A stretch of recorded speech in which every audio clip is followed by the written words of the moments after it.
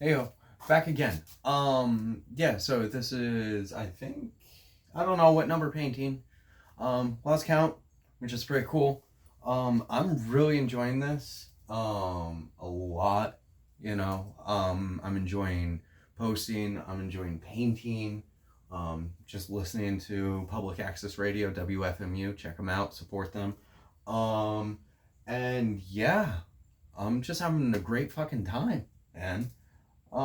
So yeah, we're gonna continue on a white Durban dad hash combo and fucking painting and shit. So oh no, last couple I've done have been kind of like Galaxy Universe esque. So I think I might continue that. Might be the last bit.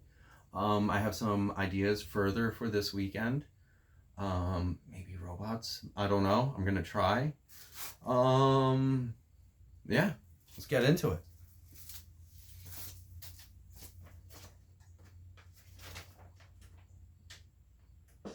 And you could smoke inside. So it was great. And you'd set up the projector and then put on the 8mm film, say, we're in the movies. Look at it. And the funny thing is because people have these 8mm projectors, which is a tiny little spy film dimension. It isn't really like movies, and the movies are 35mm. Like the kind of, when you're taking adult pictures and everything, you use that, and then the darker ones. Adult pictures. So this is 8mm. People have these projectors at home. Right. Common, just like VCRs. And so people would put films on 8mm films. You follow me? So I wish I had, and nowadays, I wish I had The Godfather, but on 8mm. So they would do that, though. They would take things that were shot on 16 or 35 and they put it so that you could watch it, like a stag film or something. What's a stag film, Artie? Well, male deer used to get together and watch movies about antlers. That's how say to the young people. Now, everybody have these movies and making movies, and sometimes, when I was young, we'd have these, had a movie camera because my grandfather had inherited some wealth and enough to buy. Then you just hire in appliances. That's a degree of rich. It's not like you don't live in a nice neighborhood necessarily, but like you have a toaster that's got 4 things. I don't even know it. You got to be popular too. It's sad if you have enough money to have. I got an 8-slot toaster. No friend. And I don't really want it at the time. So that's sad. You don't want to do that. You don't want to have. I built a bar and nobody had no friends. I did that, but then I had friends who had friends, and they would bring them. But these movies, you could be in them and you could make them with your friends. And my friends and I wanted to do. I had this camera, say, let's make movies. Now, a lot of these didn't really, I would say 99% of our film projects didn't get out of the pre-production planning fundraising. So I don't know if we ended up shooting anything. And it's funny because the budget was zero, almost. And you have to buy the little cartridge that went in the thing. Now, as time went on, they had something called Super 8. And Super 8 would have sound.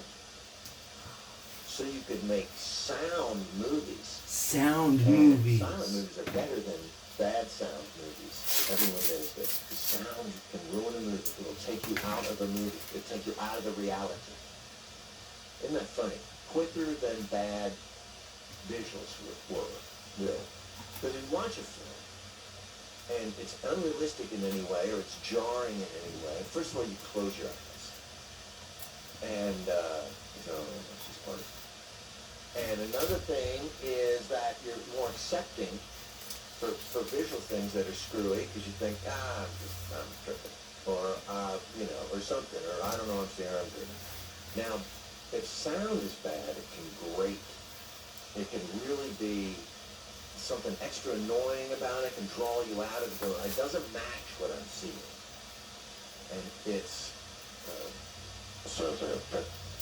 I mean, how long could you take that, really? And so, some of these are very long. I may go to entire performances. I like things like that. Hardly I go to things that are just a person or an artist, really, screaming really super close up to a mic. No music. Just, this sounds great to me, though. I always, every time I think I'm going to shock myself with stupid conceptual art, I end up thinking, no, that actually sounds good. I can't come up with an idea that I think is stupid for an art project. That sounds fine. It sounds doable to me if you can do it and nobody gets hurt. I'd be willing to, let's try. Let's try to pull it off. Well, there's no audience for it. Audience don't know what it is. You gotta make a thing and then they don't know what they want. People don't know what they want. Right? They don't know what they want. They don't know what we have. So as I say, we're coming, that's why I have menus. So they're welcome to come in the restaurant and then just guess what you have interminably. Or you can have them a little list. You say, I want to know what kind of restaurant I'm in. You have to ask for things and I have to say yes or no. That's the rule. Well, not here, my goodness, I'm going to give you a hearty welcome, first of all, to my virtual restaurant. That's what I feel like I've done. I've opened it. Do you ever have a friend that did that? You go, oh, God. I guess I'm taking care of you in your old age or something now. I took all my savings. I've always wanted to have like a little restaurant where I could make people grilled cheese and an egg and they could have a cup of coffee and stay all day. And go, oh. So that's the thing. I have that, but there's no eggs to go bad or nothing's going to happen. It's not going to flood out. I came from a small town, so businesses, they can't just get by on having customers. They also got to have fundraisers. So you got, could your band play a fundraiser for the mall? Okay, let's keep it going. Keep our vibrant commerce going in this town by incentivizing them with charity. And where would that come from? The artists, mainly. And I love that. Oh, it's wonderful. I think it's like being asked for part of yourself. Say, hey, we thought we were going on to other people like lawyers and doctors and everything, so we can't ask them. But we'd love it if you would give maybe a foot or like a whole leg, knee down. So I wish I could. Oh, bless you. I give away everything. I give away all my art, and that's how you know it's worthless. So I've got this. I'm not sure it's worth anything. How much did you pay for it? Well, nothing. Well, there you go. And then I don't think it's going down either. Because it retains its value. Oh, bless it. This is the way I look at it. The value, whether you get something out of something or not, that's your business. And that can actually be, you can get it out of anything. Now, let's say you were making a collage. You might just use garbage. I'd like to go through not the garbage that has egg and coffee grounds, but the garbage that has, what do you call it, just trash, name for it. People name their trash. Oh, there's a joke. I just had 20 jokes flash through my mind, but for me, people are not trash, so I'm not going to make them.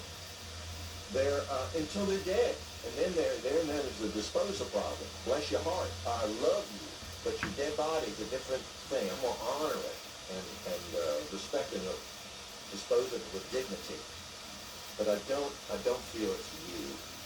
And so do not send your dead corpse instead of yourself for an event, like if I've invited you to a wedding or something like that, or an adult mitzvah. I would like, oh my goodness, you are my wonderful friends here, and I haven't given you any kind of information about movies. Well, first of all, I'd like to say that how did movies start? Well, movies predate photography by a bit, because the idea of images, flashing or having a bunch of them and everything, you can do that with candles and little drawings, little suggestive